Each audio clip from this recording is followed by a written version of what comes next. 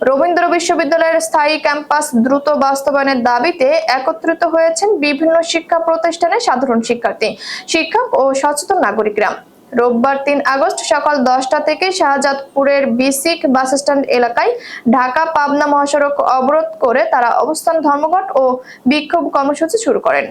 এতে আরও সংহতি জানিয়েছেন বিভিন্ন রাজনৈতিক দলের নেতারা। রবীন্দ্র বিশ্ববিদ্যালয়ের স্থায়ী ক্যাম্পাস দ্রুত বাস্তবায়নের দাবিতে সংহতি জানিয়ে কর্মসূচিতে যোগ দিয়েছেন Baitul Hikma model madrasa, residential model school, Siraj model school, Ibrahim pilot Balika Uchcha Vidyalaya, Fakhrul memorial kindergarten, unique model school সহ বিভিন্ন প্রতিষ্ঠানের শিক্ষক ও শিক্ষার্থীরা।